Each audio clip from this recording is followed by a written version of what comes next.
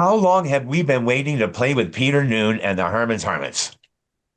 Forever, Forever. Ever. Forever. How forever. long have And I so, waited to tell Peter Noon how, and this is the truth, and you guys, I might use this at Happy Together as my thing, my monologue, because honest to God, when Bob was little down on Indian Avenue and he would play, I'm Henry VIII, I am, and he'd play it on that guitar, and he had a gap, and it was the summer, his hair was a little lighter. I'd be like, is he the guy in the TV show? Because you looked like little Herman Hermits. Well, let me tell you something. there you go. He Let me tell you something. did. Hold on. Mrs. Brown, You've Got a Lovely Daughter was a hit when we were on Indian Avenue. I Oh, that actually was the one. bought, That was the one. I bought an orange Gretsch guitar that had a muffler knob on it, that if you pushed it, you could put the muffler on, Yes, and then you could I play the remember. beginning of And Mrs. he could do Brown. the intro. And you sang it just like him. Oh, forever. We did it in all our shows, Herman's Hermit Mrs. songs. Brown, you've got a lovely daughter. This was not without us being proactive, because if we bumped into Herman's Hermits representatives in a hotel up, we really would love to play. Oh, we should have you do it. Yes. We've talked to Peter himself and said, Yeah. well, yeah, we'll go and play together sometime. We were on the same label, and we said, yeah, that's right. Over We and got over, they say it. And it's finally happened. Finally.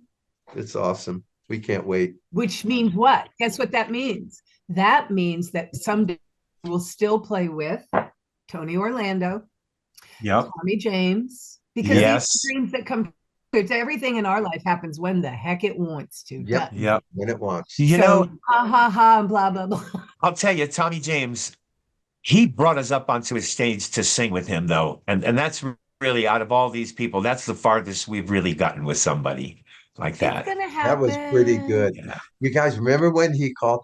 So he calls, he says, I want you to sing background on a song. Now, we were really busy at the time, and I know Tommy's songs, and we all know Tommy's hits a lot. And to me, Dragging the Line I can learn that in a half hour. We can be all ready for the big show in New Jersey and sing Dragging the Line with him. And in my head, I'm going, please God, don't assign Crystal Blue Persuasion. And I get on with my life, okay? Because we don't know what we're singing yet, right? Well, the long story short, Right, business is right. he wants us to do Crystal Blue Persuasion. Well, this takes studying, listening, dissecting, Poor Bob. interpreting. We all got to do it. Yeah. Paul, Yeah. Bob, we all had to do it. You listen, you go, oh my God, because you're not Yeah. listening when it's a hit. You think people listen to those beautiful vocals, never thinking you're going to have to memorize number 3 of the Yeah. snack someday. And so it's like crazy how that was. No. Well, and the whole time when you're a kid, you're putting words in that really even aren't on the record, but how they're hearing it, they're thinking, so we all learn these songs phonetically, so Yeah, not correctly. Well, a much lot And then of to like the pumpkin relearn pie it. and the Christmas song, huh? Because you knew Dude, same they were thing. saying exactly, something. exactly, Hey, not only that, but we were also exactly. inserting our very own harmonies, which is a no-no, of course, but you did that too. But you're right about the lyrics. We were phonetic listeners. No one's going to the sheet music store to Bob, see what the Bob words has are. this remembrance of that moment, which is in the form of all this like chaotic musical like cacophony that happened that wasn't right. Me, I'm singing along with the radio in my head that is this thing with because Tommy, everybody Right. had their own view of it. But how many listeners out there, Hilarious. because of how we grew up listening to music, still don't know the words to his songs that you loved and you listened all day, every day to? Many of us, because there was no resource to lyrics. And Where are you going to go find that's the right. lyrics? A teen There Right. was magazine? nothing. True. You can't find them. You got to listen to No, them true. anyway. Yeah. So we got Happy Together tour is people. I know you think since this is tour is starting next week by time you hear this episode, that we know if there are going to be meet and greets. Yeah. We want you all to assume there won't be. They're not going to risk it. We talked about that. So we just wanted to cover it one more time on the Happy Together tour. They want to keep it as safe as possible. There's 24 of us out there, and we're So older, do we, except so for we can Susan finish it. and Rachel, but we're You older. know, that's the key. The key thing, yeah, the key thing is age, guys, honestly, because when I talk to the producers of it, Hey, we have a lot of old people out there. I mean, Gary's going to be 82, out here on tour. He's 81 now. Yeah. And you've got little Anthony, who's, I think, 81, so these guys, we have to It's think about valid, them. y'all. It's valid. I mean, it's like it's not even like a little over the top for some of these guys. I mean, it's why Chuck can't even come out. Yeah, Okay, Chuck because Right. it's He so can't even real for a certain think level of about folks. coming out. so it's still Right. unsafe for a small subset that he's a member of. That is true too. So look at that. And may I say something about myself and COVID? Guess what? I'm probably a super spreader because I've had it twice now. And the last Yeah. time I got it, which was I am asymptomatic Jones. I feel nothing. I never know I have it. God knows how many bloody times I've had it. So folks like me who are like super healthy, because I don't ever get anything, well, Yeah. I could be running around our tribe with it. So that's why it's like it's either one or Okay, all. Susan. It's like one guy can't branch out. Telling you Okay, what, but Bob. Susan, people like you, What? if there's other people like you, maybe the two or three who might be on the tour, maybe you ought to rent a car and be the third bus behind us. I Because am if never, you're my bunk if is what you're in our saves bus, my life on this tour. if you are in our bus acting that no symptom Susan, Great. spreading the COVID disaster, Are you taking this opportunity of candor to turn me Well, into no, typhoid because I'm your Terry? brother, I well, don't now care. listen. Yes, Look, Paul. Paul. Well, I was just going to say then probably me and Susan will be on whatever bus that is Because he's together. also Because look at when somebody asks me to test, I test. But like when I right. hear somebody gets it, I don't run out and test myself. It's Right. like I'm So feeling Paulie great, could be he could be the same dealio I am, and we run asymptomatic a or lot. Our whatever. bodies So Okay, are very okay. similar Based on this, I'm DNA in. wise. What? Based on this, I'm in. Where were get we? your Oh, flu happy shot. together, meet and greet. Based on Get your this, flu shot. I'm in the car too because I've had it. I've boosted. I've had the vaccine. So, it's like I see the three of us in a rental car all of a sudden behind two buses. No, we can't have that. Wait a minute. Dude, You Dude, started that it, bunk Susan. I saves my life No, on Susan, this you tour. should I'll have I'm tell not you, never. getting in no car. Everyone's going to be I looking had at Susan. She doesn't have symptoms, but does she have it? Cool. Yeah, yeah. you better stay far, far away. So when Hey, we got so good, because listen, you guys, I would hate to accidentally give you anything. And you know how nice I am, people out in the world who want to talk. So look, now I'm well, we would never asymptomatic blame you. Susie. We would never blame you. You're our sister. Hey, but You know what we we could mentioned do? little Anthony. Oh, what, Paul? I Oh, thought, I Well, was just going to maybe say, perhaps we want to go back to writing little notes, and then giving us, hey, could you give this to Susan? But little notes, nothing too big, because I did want to bring up a point.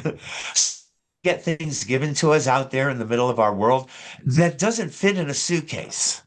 And so then we try to send it home prior to us, and now it's in the air. Sometimes it doesn't make it where it's going.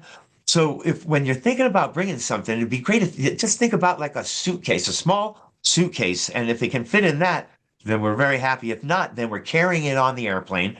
People are throwing their luggage on top of the artwork or whatever it is you brought us, which we love, and we're trying to get home. So, hey, wow. So there you go. That's what I was thinking that's about good. when No, you I mentioned like it. that's some important stuff that you won't automatically remember to put out here when we're chatting. What, Bob? I think it's a very good public service announcement from Me too. the cow barn. Oh, Yeah. I miss Yes. the cows. All right, listen, Susan, bring the cows back next week, will you? Thank you. Let's give them We a. just were It's waiting very for quiet our now. invitation. They're back It's from their meditation retreat. Thank you. We will Paul, be you back. Well, can't. Paul, you can't do our intro anymore. We would like look that at back We too. missed that. I can get that. I can get It that. But was so just much something for fun. It got Susan. us so S- excited. Something for Susan. The cows are coming back. I think the problem is that you're having these cows milked before they do the show.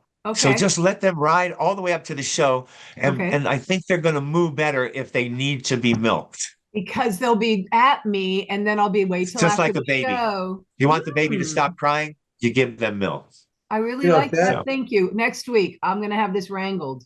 That's No pun because intended. Susan's developed a pattern, not all the time, but we know when she's milking them because she's late at the beginning of the show, and that'll solve Which that happened too. today, candidly, but So they're that's being good. kind. Oh, yeah. I get what you're Okay, saying this there. is great. I'm loving this. Here, Now hang on. listen, have So, we said who's yeah, on our show today? From Dramarama fame, Breakfast with the Beatles fame, Chris Carter's British invasion fame, and everything in between. We are bringing you Chris Carter as our guest today because manager of the Wondermints. we love him. Oh, we got to get into that. We've missed him because life is interruptus and everyone goes this way and that way. And then you find I looked to the left on a stage at the Troubadour last week, and standing right next to me is Chris. And I was so shocked, Chris. Was Oh so surprised no. to see you. I knew he was coming, but I didn't even know he was here. That was a fun night. Oh, that was a fun night. So this is our guy. What a story. Yeah. This is, we're going to get into it. Susan's going to get us going. But Chris, you can say hi to us if you want. Hi, guys. How Oh. are you, Cowsills? Good to Good. see you. Crazy as ever. Thank you very much. Now, the last time Excellent.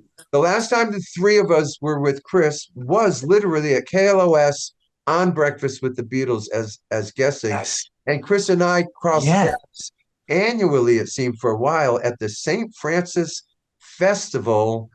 There was something going on there between us. Next weekend. We're both involved with ski. It's always in May. Next weekend, they'll be back at it. Put it on your calendar. Yeah. Always I did it every year till Mark McGrath got more popular than me when his kids came into the school. No, that's not true. I was always out of town after a while. Yeah, he's Anyway. locked in, man. He's locked in. He's only got one more year, but they get one you more? once you. Get you. I know. So They get you. Chris, do you have kids still there? No, I just have one daughter, and Okay. she is in Nashville, and she just got hired by Sony. My daughter, my 21-year-old daughter, just got. She's been interning there since she's a freshman, and now she got actually hired. Got a real Wow. job. Oh, In A what real area? job. Yeah. Congratulations. What area? Yeah, she's graduating early, so she had that opportunity. She's so smart that she took so many credits. She's on the dean's list. She's graduating half a semester early, and From where? so she lined From up where? this job already. It was like we're amazed. We don't know where this intelligence comes from, but yeah. What is what she? school? What school? Belmont University. They have the In Mike. They have the Belmont. Mike Curb School of Music there. Yes. The Mike Curb School of Yes. yeah. We are One of familiar Susan. with it because we're on the Happy Together tour, and Mark Volman was professor over there for many years. That's right. Of the Okay. Team Flo and Eddie. Yes, absolutely. Yeah. What Hi, is Bob. what is she pursuing at Sony? Well, she started off as an intern. She was the Nashville representative, so to speak, for Sony, and she got this job over the summer. Starting, she's actually going to England. Believe these kids have it made, man. When I was 21, she's going to England for 3 weeks. Then she's coming back, working for Sony throughout the whole summer. Awesome. She only got the job yesterday, so I'm not Shut quite sure what it up. entails. But she's going to be out with artists. She's going to be the person giving you the wristbands at the Look. shows. They send those. Chris But is in deep because he said he's told to everybody in the whole world about this, and she's going to be like, "Dad, I haven't told anybody about this. It just happened yesterday." no. And he's all like, "Yeah." This is My a stepping wife stone. fills, This is a my stepping wife fills stone. me in. But they treat her good. They flew her out here for the Grammys. They just flew her to New York for something. So Very cool. Yeah. And that's Okay. awesome. Good. Do you She's want to leading start her- this interview, guys? She's Yeah, let's leading her get best going. life. Yes, absolutely. Cool. We're very proud of her.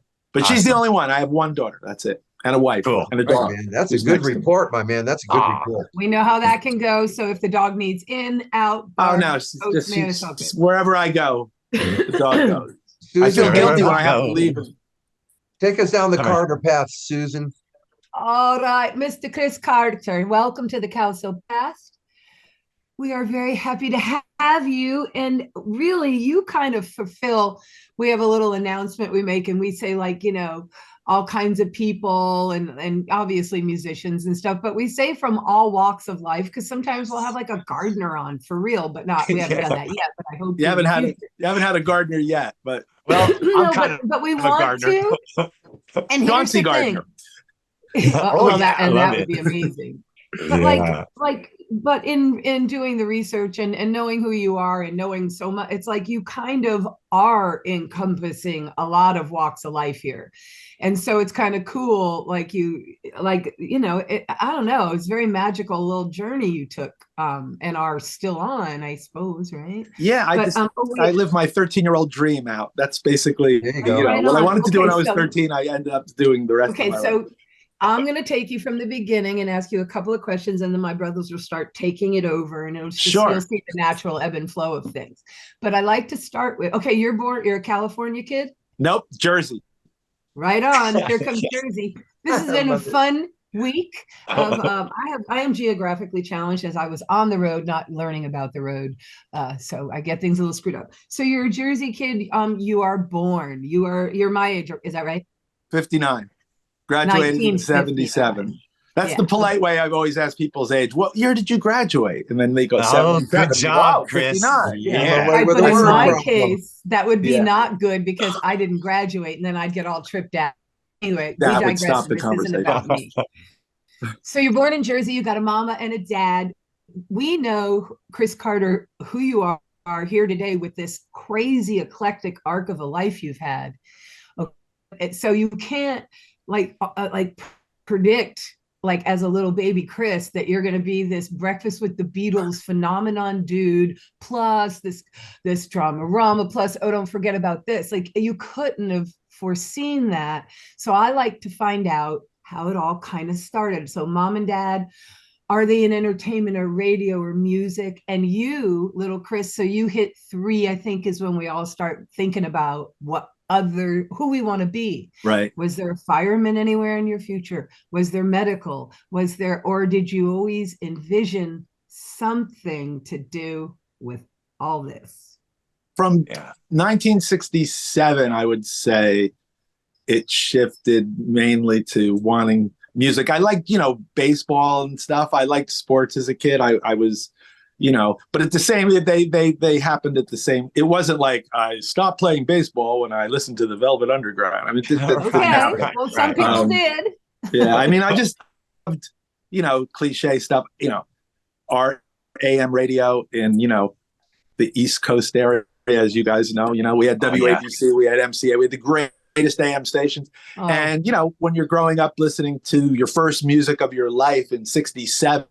66, 67, 68, 69, the summer of 69, you got the greatest summer, So was the music, that I grew up on. Obviously, the Beatles was the first record I ever had at, I think 7. So I wasn't like one of those kids at 4. I never believed these kids. I was like, when I was 4, I had Meet the Beatles on. It's like, bullshit. Did you really have it at 4? Let me ask you this. So I mean, look, but you had an idea, when you played ball. Were your parents, were they kooky and how do you? They were not kooky. They were the Cleavers. Tell me about them. What they do? What was Dad their worked occupation? for NCR, the National Cash Register Company, and my mom was a housewife who never drove. I love it. Yeah. And what is it? So then you really and they're still alive, by the way. My mom is 93. My dad's 95. He drives a Cadillac, still around. They both live in the same house that we grew up in. Did your dad want you to join the family business of the cash tree? No. They were really very they never tried to push anything on me at all. They just let me do what I did. Very good. Yeah. Okay, what happened?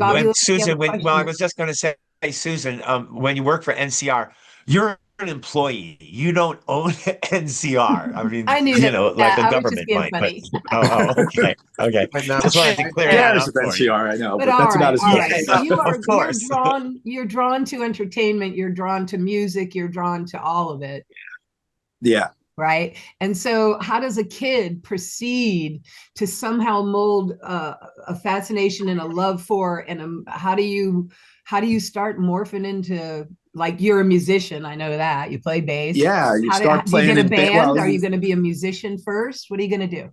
I did everything as it came to me. So when I was like 7, 8, 9, 10, I started buying records, and I was one of those guys that would educate myself with the records. I just didn't buy them because I liked them. I read everything. I bought albums. I read magazines. And as I grew into a teenager, that was my thing. By 13, I was a full-fledged, I had a, Melody Maker subscription at 14. I was like that kid. I was listening, I'm listening to Slade and Mott the Hoople in high school, and no one knows what I'm doing. They're listening to Pink Floyd and Led Zeppelin. And I'm like, you got to hear this. Wow. T-Rex single, and they're like, what? And that was how much I loved it. I really got into it. And then that was through high school, and I was in bands. I played in every school. You guys again can, understand that. I played in my grammar school, my junior high, my high school, in a different band. And when I graduated, I went to college for a year, and I went to college, Fairleigh Dickinson. What business management, because I wanted to own a record store. That was my, I'm going to own a record store. And after a year, I quit college, and I started to manage the biggest record store, believe it or not. I know this sounds crazy, but I managed the biggest record store in the country.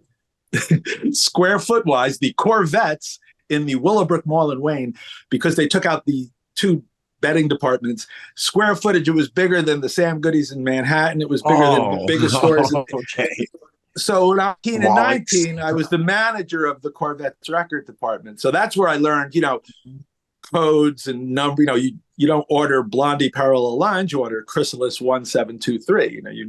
That's how you. So I learned that end of the business, and it's a long story. I won't bore you, but are you as a manager, you're allowed to do markdowns on products if it's been in the department for a long time.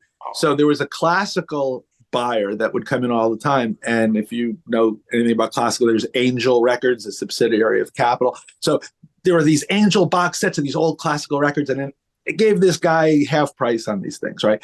The detectives in Corvette's security department saw me do this. They saw me give this guy like a stack of records for like, 50 by whatever. And they came and arrested me. Oh, wow. And they took me out in handcuffs through the wire store. And long story short, I called the union guys and everything. And I sued them for defamation of character because they arrested me like, the perp walk down through Corvettes from all my fellow employees. So I took the money, and then I bought a record store. And we had probably one of the most famous record stores for 3.5 years in New Jersey, Looney Tunes Records. It was famous because we were Uncle Floyd headquarters. Now, unless you live in New Jersey, you might not know Uncle Floyd, though he was syndicated on NBC for about 5 minutes. I don't know him. Uncle Floyd was a kid's show for adults, and it was on cable. And every cool band in New York, the Ramones, worshiped. They were on every day practically. David Johansen, Blondie, anybody who lived there watched Uncle Floyd. He was a legend. He sold out the Bottom Line for a week. He was this, they had characters. It was like Saturday Night Live. They cast the people, but it was wacky. And we were Uncle Floyd show headquarters, right? So because we were Looney Tunes was Uncle Floyd show, we got all these amazing in stores, and that's when people come and sign autographs at your store. So our store, we had the Ramones and Ian Hunter and Mick Ronson and big guys. The Plasmatics came. I remember the Plasmatics. She pulled in a Cadillac with tape on her breast in our little bucolic neighborhood, and they wanted to kill us. So that was a real cool run. That was like 79 to 81. And before that, I went to the Connecticut School of Broadcasting. See, that's where the radio thing kind of started. So radio, and then a record store. I'm getting closer.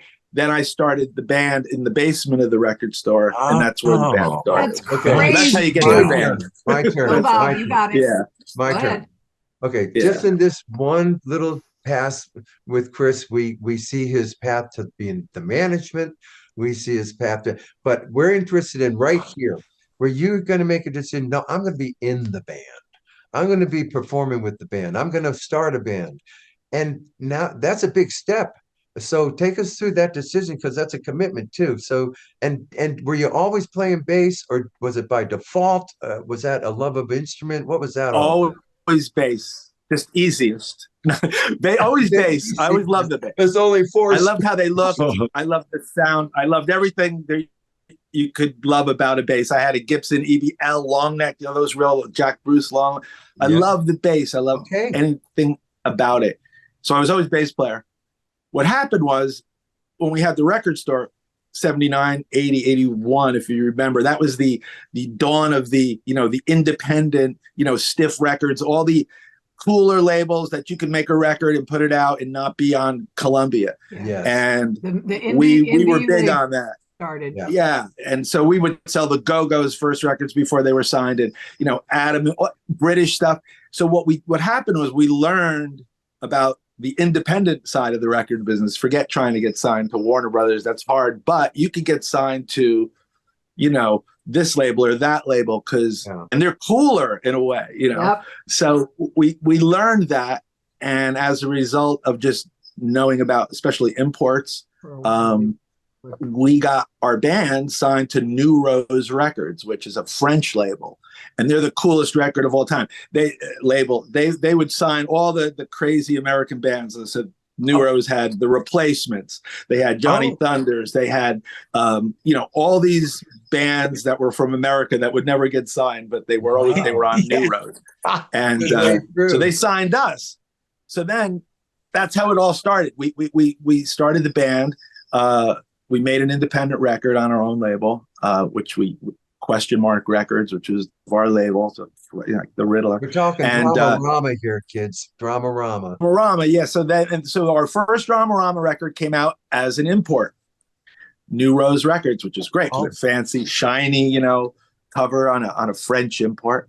And we had Edie Sedgwick on. Edie Sedgwick was on the cover of the record. I have one. Oh, good. I love it. It just so happened. And that's the first Dramarama record. Yeah. And this was the record that changed everything, because Rodney Bingenheimer, K-Rock, the DJ over at K-Rock, you know Rodney well, shopping, and he goes, "Oh my God, Edie Sedgwick!" And he took this record and he found a song on it called "Anything, Anything," and he started playing this song, "Anything, Anything." And it was just an album track. It was just like, you know, the fourth song on side one. No, wasn't a single. We didn't even have a single. So we're living in New Jersey at the time. We had been to France, a couple of tours. And Rodney's playing your record on K-Rock. We're like, wow, that's cool. That's cool. We knew who Rodney was. And then it went from Rodney playing the record on K-Rock to K-Rock playing the record on K-Rock, which was different because Rodney plays it on his show. That's one thing. He had his own. So then K-Rock adds it to the list of rotation. And it goes straight to number one. It's the number one most requested song.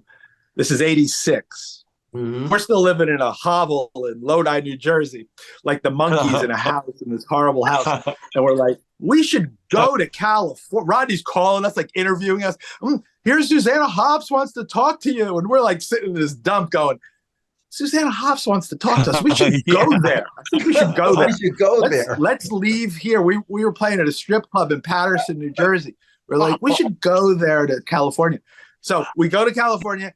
We sell out the Roxy 2 nights. And then we're on Rodney's show. And then we get a call while we're on the air. And it's this guy, Steve Rennie from Avalon Attraction. Yeah. So like, Avalon. That's an old, like, wow. Yeah, they're like. Put on big concerts. Right. He goes, we want to know if you want to open for the Psychedelic Furs at Irvine Meadows. We're like, yes, because they were like, we like the Psychedelic Furs. So then we go down to Irvine Meadows. We don't know what Susanna Hoffs going to be there. Yeah, she's going to introduce you. So now you're going to dinner. See, we show up at Irvine Meadows and we're like, you know, it's the Enormo Dome. We're like, oh my God, we're not going home. We had tickets to go home like on Monday. So we all called our parents and said, hey, we'll see you at Christmas. And then we moved here. Are you serious? That's not a joke. So I'm not, this isn't like bragging or anything, but so, okay, that song was the number one requested song in 86, right? Yep. Anything, Anything. Okay. Today, what is it? April 23rd, 2023. Yep. It's still the most requested song on K-Rock every day. Are you every day? You They have a play it world they record play at it K 3 Rock. times a day, every day. That's phenomenal. And they get it's the Louie of alternative music. Okay. But only in certain areas. You could go to like Ohio and they have no idea. But like California, Arizona, you know what I mean? Like these alternative. It was like we were part of that alternative scene. Yes, cool. Yeah. Anyway, so that's the early Dramaramas. Okay, That's how that started. So we got Dramarama. So what happens to Dramarama that makes Chris go, you know, I'm gonna manage and get out of the Dramarama? Right. Okay. Yeah. So we were together exactly 10 years, 82 to 92. We made 7 albums. We owned our own label in the beginning, which is the thing anything was on. We owned the label. We then licensed our music to SEMA through Capitol. Then we got signed to Elektra. So we did all the good things. We were on the David Letterman show. We were, Dennis Miller's show. We were hosted MTV 120. Did everything, played in a 50,000 seat stadium with Pearl Jam, all the things you do as a band, in that time.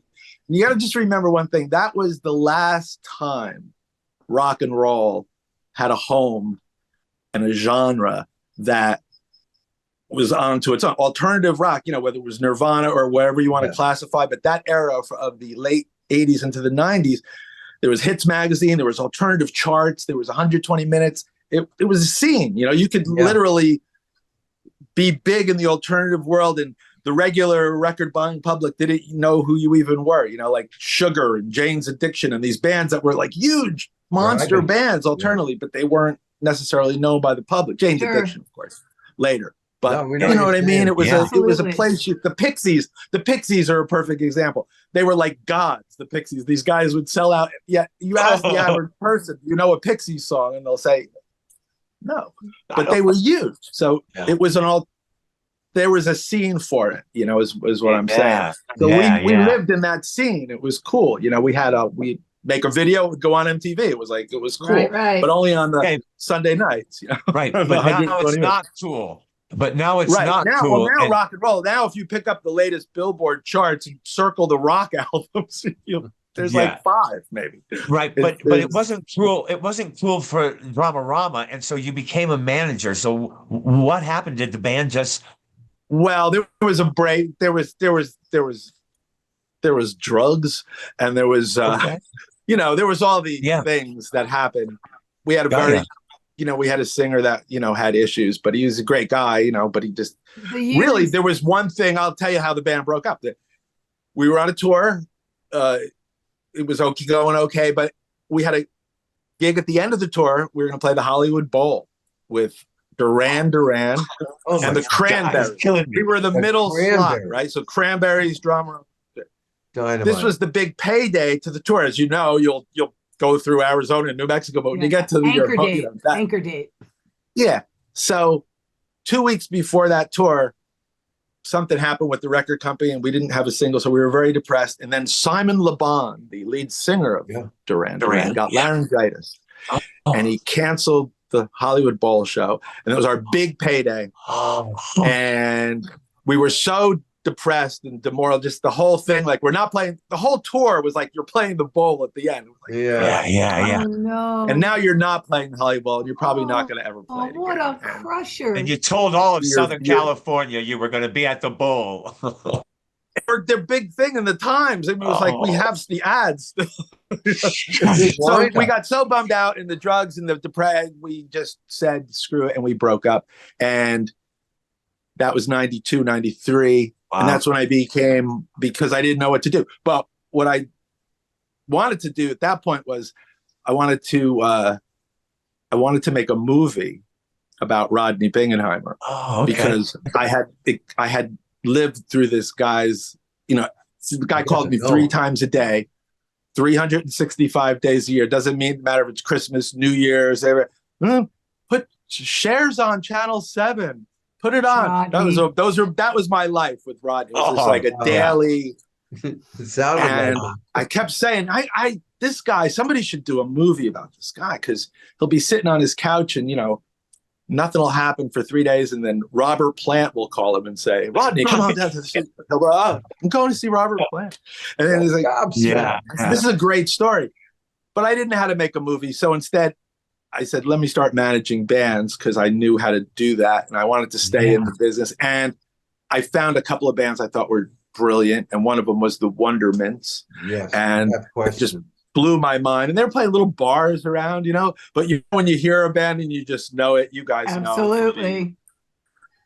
Not only did they write their own brilliant songs, but they were playing, this wild, eclectic what did they form cover? of rock that wasn't really rock. Somebody was on our podcast, you guys, the Wondermints. They had covered Proven? Huh? One of the Wondermints, Darian? Did he have hair go up like that? Yeah. No. Yeah. Oh, you mean Darian Sahajala, yeah. Yeah. We share a birthday. Yeah. That's right. Yeah. That's not the one. I'm thinking of the Wonder Kids. My bad, guys. Right. Oh, there you go. But Chris, Wondermints. Yeah. we all know like the Wondermints. Now they're gonna. Could you just jump to us? We're real curious about the Wondermints. Now they were good in their own right? Of course, they're a self-contained unit. Aren't they going to become Brian Wilson's backup band? Well, here's the story. They were a band. Just they had cassettes. They had a cassette. Rodney played one of their songs. I was driving down the 405.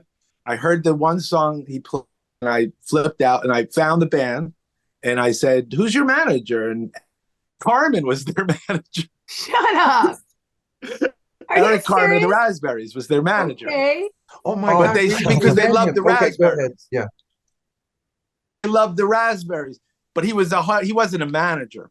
He was a singer of the Raspberries. But they thought it would be cool if he was there. It's cool, but it is. But so they said it's not working out though. And I said, "Well, I think you guys should make a record, and you're fantastic." Blah blah blah. I become their manager, and they start making records. And I got them about 3 or 4 different record deals all over the world. I got them this amazing Sony Japan that was insane because Japan has taste and they love pop music, power pop music. Yeah. They love it. They love it. Bands that can't get arrested here go to Japan. I don't know if you remember the Runaways. The Runaways, who, were on Curie and the girl band, Cherry Curry and Joan Jett. They were okay. They were big. They played bars. They go to Japan. They played stadiums. It was insane. Cheap Trick was the same way. Do you remember Cheap Trick would go to Budokan? They were in Budokan. They're playing, 5 nights. They come back. They're at the Roxy here. It's like Japan is very strange. So I got the Wonderman signed in Japan. If you think you can still do that, Chris, because that sounds like a talent that you never give up on, we have a band for you. Just like the sound of that, guys. I got him a deal here. I got him a deal there. Yeah. I got him a deal here. All right, so you got the Wondermints. All right. I was proud of myself. I got them. Heck yeah! I learned that from the record store was that each country has their own labels, right? Why sign with one? So Sony in Japan, they had a deal in England, they had a deal in America. I got them a deal in all, and we owned the music. See, that's the other thing. You just license these guys your songs. That way the record company doesn't pay for it and own it, and then they got it. So they would self-produce their own records. They own their own studios, and then we'd go, "Do you like this? Here," and then we'd license it. So they loved that, and we started doing great. We started getting good press, and of course they were insane Beach Boys maniacs. And unfortunately, one of the guys in the band, Nick, passed away in the middle of the Brian Wilson tour, and no one knows how that happened. He was a young guy, and he just went to bed and never woke up. But he and Darian are the two Lennon and McCartneys in the Wondermints. And so they made these brilliant records. And we were playing a tribute one night. I think it was a Beach Boys tribute, and Brian was there. And they were playing some crazy unreleased Smile song. And Brian says, "If I had those guys back in 1966, I took Smile and Pet Sounds on the road. They were the best band I've ever seen." So we remembered that. Wow. And then Brian was working with this guy named Joe Thomas, who was a former wrestler and was like a multi-billionaire. And he started producing records, but he was a former wrestler. and he got hooked up with Brian somehow in Chicago. And he moved next to Brian, and he built an underground studio so he could go work with Brian Wilson underground, like the Bat Cave. And Bat Cave. He was making these like Kenny G records with Brian, and Melinda, Brian's wife, didn't really like it. And Jeff Foskett, who I know you must know, who played with Brian for 100 years, called me up. He said, this guy, Joe Thomas, he's killing Brian. These songs, they sound like, you know, elevator music, and they're trying to do Carol No, and it's terrible. The Wonderment should be his band. The Wonderment should be Brian's band. Wow. So long story short, we flew the Wonderments to Chicago. They went underneath the ground, played for Brian, and Brian said, oh, I've never heard my music sound like this. And they became Brian Wilson's backup band. And then from there, they did the Pet Sounds tour. And then from there, they did Smile. So Brian basically took these guys. It would be like if you knew there was a band that did Cowsill's songs better than you guys did. That knew I know every Cowsill song, and I know, you know, the outtakes, and I can play, and I've got string arrangements and you'd be like, really? You do? You do? And so Brian was flipped out because Darian would sit.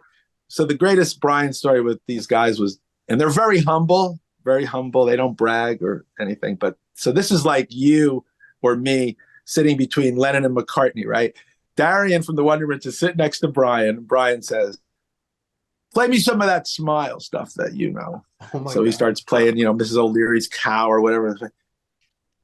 And Brian goes, I'm going to call Van Dyke. We're going to finish Smile, and I'm going to call Van Dyke. Stay right here. And then Darian calls me, and he goes, wow. He's calling Van Dyke, and Van Dyke's coming over, and I'm going to sit between them and like write out, you know, charts for their fight, and they're going to finish Smile with Darian. So that would be like, you know, sitting in between Lennon and McCartney and saying, okay, we're going to finish Sergeant Pepper 2. And John Cowsill, we want you to be the arranger. And you're sitting there going, you know. So for these guys who are basically the biggest Beach Boys geeks of all time, to end up rewriting Smile with Van Dyke, Parks, and Brian was an amazing thing. So I always feel like I helped put that together because I kind of made the deal that got them in with Brian. I kind of made that happen as a manager. So that was like, and then they broke up and never made any more records. Yes. Well, let me ask a question. At the time that Brian surfaced, and you're with the guys in the Wonderments, really take me to that meeting, because this offer, did you not have to think it all? Everybody just said yes without thought because it's a career move, or was there a discussion? How'd that come down? It was the dream. It was the dream call for these particular guys. Okay. I mean, of course, anybody, but you know, studio musicians, as you know, or even other guys that play with Brian, you know, it's a gig. You know, it's a cool gig, but it's a side guy. Yeah. But these particular, these are guys that make you know, Pet Sounds bootleg CDs with 25 tracks that they edited together. They're look. Hardcore. It's like the way we are with the Beatles, you know. Yes. Roddy makes Beach Boys things. They were the perfect guys because they heard things. You know, that Beach Boy, John. It's a different level, like the songwriting, and you had to sing those. It's okay to play it, but to sing it and to know how to sing those that's the key to the Beach Boys sound, is the singing. And that's where I guess they really dialed in that Brian could hear. He must always, even when he was doing that stuff with the wrestler, he knows it's not right in his mind. I don't know why he was putting up with it, but when Brian hears the right thing, he reacts like, you know, you can see that's the one thing in life that Brian lives for, is that right sound, the sound. It's the Four Freshmen sound. Yeah. Right. Have you heard the Four Freshmen? Me? Oh yeah, that's what he said. Yeah, exactly. Have you heard that? Have you heard exactly? But the Wonderments, you know, they could teach Beach Boys classes, so they were the perfect. Again, this is what happens with a lot of artists these days. Guys end up having the band, the tribute band to their band, play as their band because they can do. They know everything better than teaching some other. You know. I venture to say the Yeah. guys in the Pink Floyd band, the one that plays Wembley, there's like a Pink Floyd band, right? I That know. plays at Wembley. Like they're that I know. awesome because they're better than the real Pink Floyd because they play the same album 1,000 times. Yeah. But Yeah, it's a that's what phenomenon. happened. That's what happened. You know, I think Judas Priest got like the singer from the Judas Priest tribute band, Right. the singer of Judas Priest, or Journey did the same thing, right? They got the Journey guy. Yeah, Jerry. You know, Bob always says it, you know, the tribute band, they don't have a night off, okay? An original artist, they, you know, if they have a night off, well, then they have a night off. But the tribute band, to bring it every single time, just like the record. So they have a lot of pressure. Thing. Yep. When you're in a band playing the same song for 30 years, you're going to do different arrangements. You do this different, you do that different. These guys play the record, like you say, they're going to play a record and nail it. You know, at St. Francis de Sales, there was this Steely Dan band that played. It was unbelievable. I mean, there was no difference. And it was better because when you go see the real Steely Dan, they don't play all those songs. You're like, oh, we're past Katie Live. We don't do that now. We're on right. But these guys do all, so that's cool, you know? Yeah. All right, That's so crazy. now, all right, we got to, so we've had Chris, Dramarama, unbelievable. Chris has guided the wonderful He's managing. Brian, and now can move on from that. Now we need to get into what happens with the Chris and the radio and the DJing and the Beatle focus. We got to go there. Before that, though, there's one small thing that I have to mention. But wait, there's more. Ginsu knives. I did make a very successful award-winning movie, The Mayor of the Sunset Strip, about Rodney Bingenheimer. Yes. And this movie had every rock star in the world in this movie. You know the movie It's a Mad, Mad, Mad, Mad World? Yes. It's a Mad, Mad, Mad World of rock and roll. You know, the Ramones, Alice Cooper, David Kim Bowie, Fowley still Courtney alive? Love. Kim Fowley is the star of the movie. I would hope so. It's in the middle of the movie. Shuri Curry from The Runaways says, well, I'll say it. Kim had sex with us in front of young girls. What do you think of that, Kim Fowley, in the movie? We're like whoa. And Kim Fowley, the camera goes right to Kim, and Kim goes, I made a lot of people very upset in my life. It's like the craziest scene ever. It's a crazy movie. It's all about Rodney, and I wanted to make a movie about him, and I never obviously made a movie before, but I've seen a lot of movies, and there was one in particular. It was going to be a documentary. There was a documentary called Hearts of Darkness, The Making of Apocalypse Now. It was like, that documentary was almost better than Apocalypse Now was, because it was the making of it. You see Martin Sheen has a nervous breakdown. It's crazy. Dennis Hopper's on acid. It's fantastic documentary. Wow. And it was made by this guy, George Hickenlooper. And he had made a bunch of other documentaries. So I found George Hickenlooper because I wanted a guy who didn't know anything about Rodney. I didn't want a rock guy. I didn't want to get, Penelope Spears or some rock person. I wanted to get a guy who knew nothing about rock. Smart who's going to take it from that angle. But he knew who these people were. He knew David Bowie was and stuff.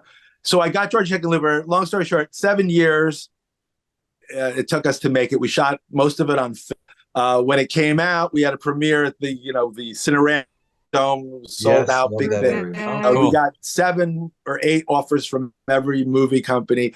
It was, at the time, it was sold in 2004. It was the second highest paid documentary bought by a movie company, next to Bowling for Columbine. Was the first one. So my first movie I made with Georgia, we sold it for like 7 figures, and it was a hit. We won the Independent. We won the Santa Barbara Film Festival. We were nominated for an Independent Spirit Award. We lost to the Fog of War, which came out that year, which got all the documents. Mm-hmm. But anyway, that was a little sidestep. I got to make a movie, and it was I was the music supervisor. Brought it up. It was cool. It's a great movie. You could see it anywhere you watch movies. I love how he calls it a little sidestep. Mayor of Sunset Strip, right? Mayor of the Sunset Strip, the Rodney Bingenheimer story. Well, I'm sad that I wasn't able to add mine to it. Bob? Is the word Godsmack in the documentary? Rodney always said Godsmack or something Godhead. like that. Godhead. Godhead. Godhead. It was Godhead. Godhead. Godhead. That's right, Godhead. Robert. Anyway, okay. Yeah. So now he's a movie maker. Jeez Louise. All right, now you're gonna go into the studio. Are you starting at KLSX? Is that where you're gonna take your new talent, or how's that develop? I started filling in for Rodney on KLOS. I mean, on K-Rock, filling in for Rodney when he would go on vacation and stuff. I went to the Connecticut School of Broadcasting in 1978 before I was the manager of the Corvettes record department. So I actually had a third-class license back when you had to get a third-class There license. you course, go. I wanted to be in radio. Of course you did. I love radio more than being in a band. I love radio more than managing a band. I've always loved radio more than anything, because when you're in a band, as much as you love your songs in your band that you play, you're limited to those songs that your band plays. That's your world, and you play it over and over and over. When you play records on a radio station, you get to play all your favorite records. And I'll take you for a tour in a little bit. So many different kinds of music you like, right? So that's why I liked being on the radio. So I started off with my own show, The Chris Carter Mess, which aired in Los Angeles. And I did that for 3 or 4 years. And all the time I was a big fan of this show called Breakfast with the Beatles, which had been on since 1983 here in Los Angeles, hosted by the late, great Deirdre O'Donoghue. Deirdre. You're right. She was the host of Breakfast with the Beatles, and I would listen to it every Sunday morning. God, you're right. Before you. So many people. And then one Sunday morning, Deirdre wasn't on, but they were playing Beatles. And we were like, where's Deirdre? Right. And I think I even called the station because I was a fan. And I'd say, where's Deirdre? TV, guys. And she didn't show up that day. And sadly, Deirdre. she passed away. And you're on a Sunday morning, and Deirdre also took the bus, so she didn't even have a car. Like, no one noticed, like, her car wasn't there. So they found out the next day that she had passed away, and in her apartment. And then, you know, your first natural thought is, oh my God, that's the worst thing. Oh my God, it's so sad. And then sadly, the second thing you think is what's going to happen to Breakfast with the Beatles, you know? Like, you know, I mean, it's just a natural thing. You know, if Johnny Carson got hit by a bus, you'd say, well, wow, that's unbelievable. What's going to happen to the Tonight Show? That's your natural question, you know? Yeah. Right. Trying to, you know. So what happened was they had auditions to host the show, and they had 5 people, and every 5 weeks you'd get to do your Breakfast with the Beatles show for the whole summer. And then in September, they were going to have a vote where the listeners would vote on the list. No way. Fair enough. So every 5 weeks, you come in and you try to do the best you can. Nice. And you'd listen to the other guys Of doing course. their show. You know, there was this guy Martin Lewis, who's a British gentleman, who's quite renowned in Beatles circles. He helped produce the reissue of A Hard Day's Night. He worked with Eric Idle and stuff. He's a pretty well-known British guy. He was one of the guys I was up against. And this guy was unique, because what he would do, which I still to this day can't believe he would do,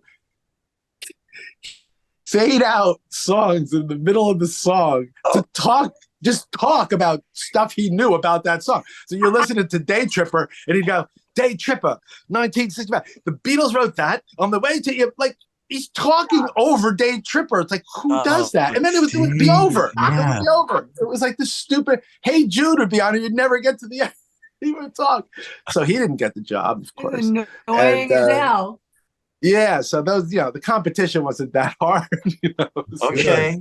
Well, that's So anyway, good. I got the gig, and Sorry then about my I life. stayed there for 21 years. I know. Wow. That is I remarkable. think I missed one show. You missed Wow. one show.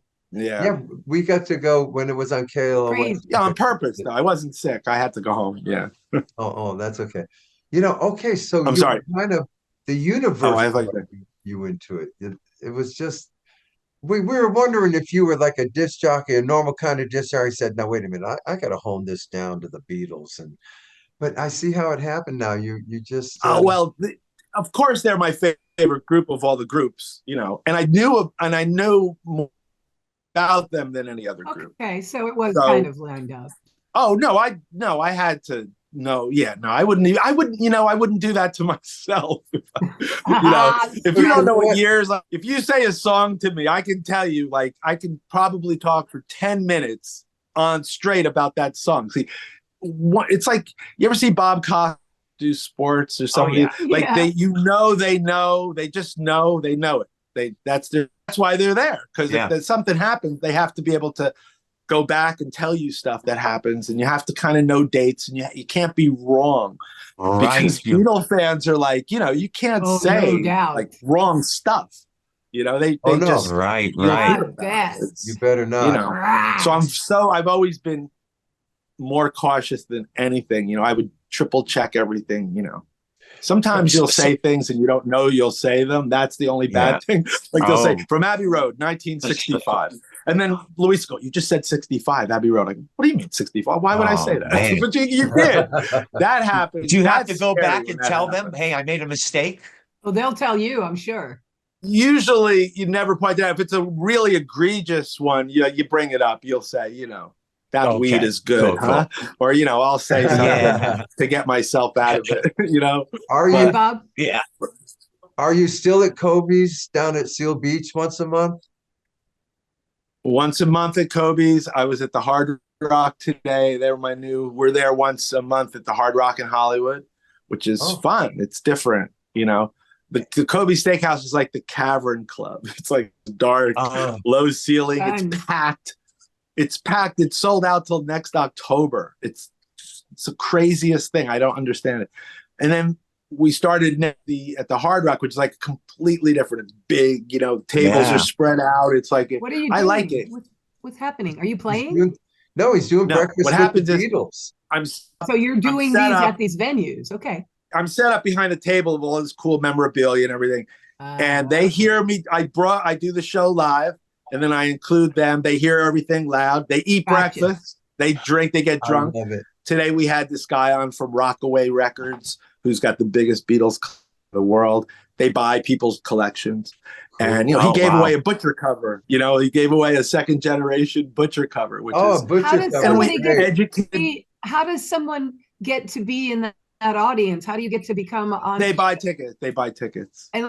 So from people from out of town can look you up and then if they're going to be in, just go to web.com and then you just type in Breakfast with the Beatles and it's nice. They have a British brunch, that kind of stuff. And Kobe Steakhouse has endless bottomless mimosas, which is the big and so draw. a friend and I could fly to LA, come on the thing, eat, get drunk, carry on your show and go home. You can do that. Wow. Absolutely. I So mean, if how are somebody the might want to do steaks? that. How are the steaks at that Kobe beef place? At Kobe Steakhouse, I feel bad for the Hard Rock to compete. This Kobe Steakhouse, everything is like 5-star. I mean, it's like you can't believe the spread. I mean, and they have the regular standard breakfast, but then they have like all this Japanese stuff and just insane desserts. The dessert tray.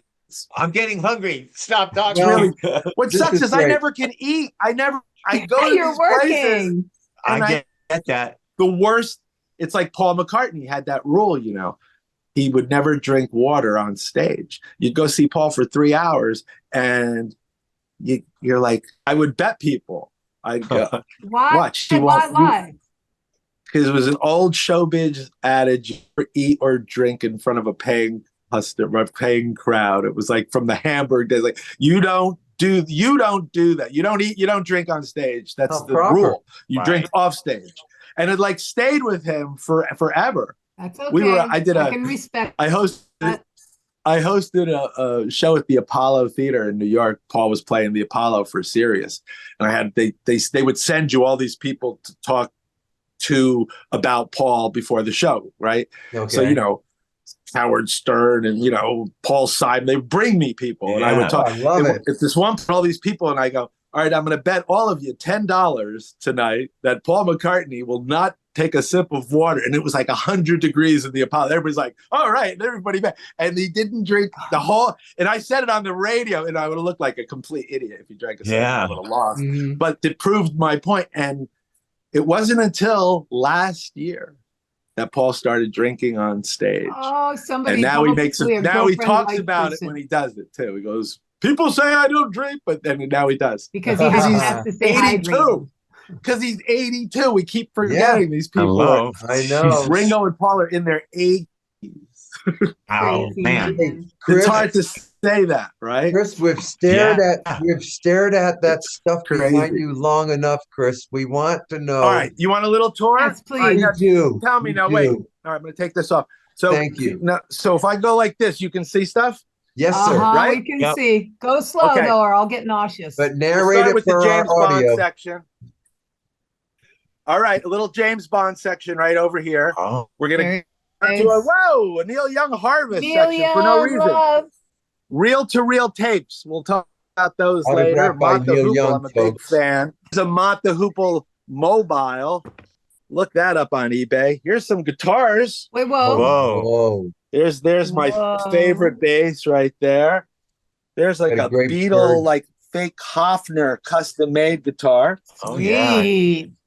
Look at the See, look, I'm all for the pop culture, eye candy. I'm I'm a loving what I'm a seeing. closet decorator, as you can see. I Familiarity everywhere. I was built man. to decorate store windows. Oh, God. There's Yeah, yeah. Ringo, and Ringo. Eric Idle, and the Munsters. Hey, we're Showing his- Tracy showing his Lord pictures. singing "Happy Birthday" to me at the Viper Room. Okay, Tracy okay. Lord. Yeah. Tracy Lords. There's the Quarrymen who are on my show. Love it. Yeah. There's a Butcher cover. There's the butcher cover for Paul What'd you just yesterday. say? Oh, David McCartney. Okay, Hey, there's now a I like nod to your I old like record store, T-Rex. Looney Tunes. That's T-Rex stuff. up there. T-Rex. Big fan of T-Rex. In here is the good stuff that you put behind the glass, Yeah. all cool. Wait, do these work? Hold on, let's see. It would be good if they went on now, wouldn't it? This is But they're great. not. Oh, look what I spy I with saw the my little partridge eye, a bus. partridge bus. Yep. There's Yeah, one. let's go back to that. There we There it are. is. There you go. And then you got the boys over here, and you got more stuff. Then you have an autographed Kiss guitar. Over here now, this is Beatles stuff. I love the Good Humor truck. Oh, yeah. John Lennon, reel to reel in his own right there. Of course, now this is what I'm really into, guys. Reel to reel tapes. These are the coolest. They only made like 10,000 of each of these. So if you like Pet Sounds, right? Yep. And you A/B this on a reel to reel player against any CD or Mobile Fidelity Sound Lab or any, this reel to reel sounds better. This revolver sounds better than the CD because they Wow. made the reel to reels from the master.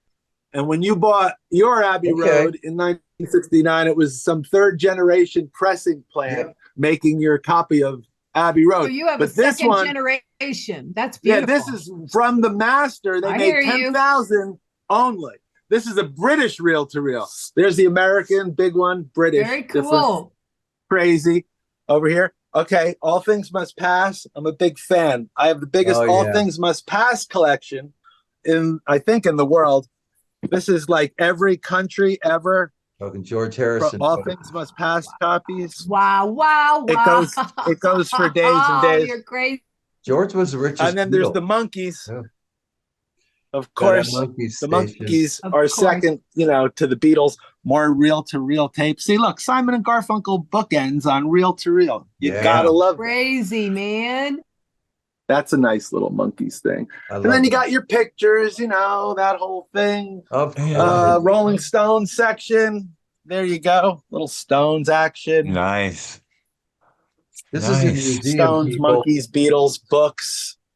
This Here's is- the colorful psychedelic section of the Love Beatles.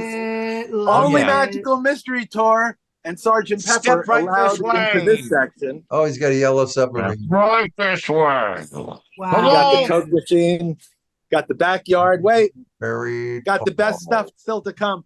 So I love All Things Must Pass so much. Here's some more copies of it, right? Crazy, right? Oh, wait, toys. You got to see some toys. Oh, got to see some toys. I see a Dennis. Oh, my God. Yeah, there's all sorts of stuff. But getting back to All Things Must Pass, This is my favorite thing in the world. I actually worked on the reissue of All Things that's Are Past, and beautiful, man. I got The a little platinum thing in the middle. record of this, my favorite album, which is the coolest That is thing. gorgeous, Chris. And now you guys will appreciate this. This is a 1971 Schwinn Gray Ghost, Nice. the rarest of the Banana Schwinn bike. Stingrays. This is worth I had more a than my Stingray first with car the banana cost. seat, purple. Wow. Yeah. And if you remember these stick shifts, they stopped making these because young boys would hit the brakes and look, boom, the worst. Is right. I didn't like that. But look at this, it has shock absorbers. I mean, it's the Nice. coolest. Wow. It's Nice. the hot rod of bikes. And then there's Larry Storch, I saw Oh, the yeah. F2. I saw From F2 F2. back there. Yep. a Man from Uncle game is always fun on a slow night. So there you go, guys. There's the I have a logistical. I have a question. Roxy's over here. That's Hey, Roxy. Roxy. So Chris, Roxy's listen, sleep. please. Yes. Here's a question for you. So, how long have you lived in the house you're in right now? 6 months. No, I've lived here for 22 years. I moved out here in 86. How many times have you had to move all that stuff and reset? Never one. The stuff. Oh my God, this is the 7th place I've lived. But this is the one I built it all up in this house. So we're not I was leaving carrying it here. around, but Okay, yeah, because dude. Yeah, this is just my California collection. I still have New Jersey record store collection at home, but this is the this is the California stuff. And then there's Bumper Pool. I don't know if you guys love Bumper Pool. Of course. Yeah, it's an East Coast thing. People out in California don't really We played understand it at the Boys Club. We had and then we got the Soupy Sales. Can't forget the Soupy Sales lamp. I mean, I've never even seen that. And look, Batman. Look, hello. Oh, wow. There you go. Oh, There you go. The real deal. Alfred. Chris, There you go. Okay. Chris, Crazy. have you ever considered like putting Yes. this room on tour? I swear people would buy tickets to walk through this stuff and just look at. I was on a show called Man Caves once. Oh, they yeah. came in here. Okay, and they came in there. Yeah, it's a fun room. And you know what's even cooler? I've had so many of my heroes come here to do like interviews and stuff. You know, that's what's great. You know, like Davy Jones slept on that couch because he was dating a girl that was around the corner. You remember the girl he was married to before he passed away? He was married to her. Wow. There was like problems. They made the Inquirer a couple of times. Oh, wow. She used to like run around and throw things at him and stuff. It was you know, but yeah, Davy would like go over there, and then I went home to New Jersey, and he stayed back here. Wow. A couple of days. Yeah, it's crazy. Yeah, you gotta love that. All right. We could obviously do this for days. Yeah, we're gonna let you go, Chris, because we could go on and on. Okay, guys. I'm sorry if I took up too much time with that. No, tour. this was all this. about you. Thank you very much. I feel like you don't really know me unless you see the room. You know what I mean? No, this Like, has been a wonderful journey. We have enjoyed. We were looking forward to this. I had no idea what was going to happen. Thank you for having me. I'm a big fan of you guys, and we played Paperback Writer live last week as our, question. Nice. Who's singing that Beatles song? From that live album, and we played your milk commercial as well on Easter. So well, of course, I'm there with you guys. Well, I'm going to be tradition. I think That's right. I think we got a spike from that milk thing, as I recall. But listen, did you? You noticed that Chris, a little bit of mailbox money came in? Chris, yeah. Chris, there are more walks of life in your life. We've covered about 4 or 5 of them. That's Thank you for being walkers in life. Incredible. Great story. Thanks, and everyone. It's been a pleasure, guys. Thank you for having me. Listen to the Breakfast with the Beatles. Go down to Kobe's. Go to the Hard Rock. It's a blast. And we love you. And thanks so much. We'll see you out there again. All good Chris. stuff. All right. Bye-bye, everybody. All right, guys. See you, Chris. Bye-bye. Chris. Bye, los queridos amigos.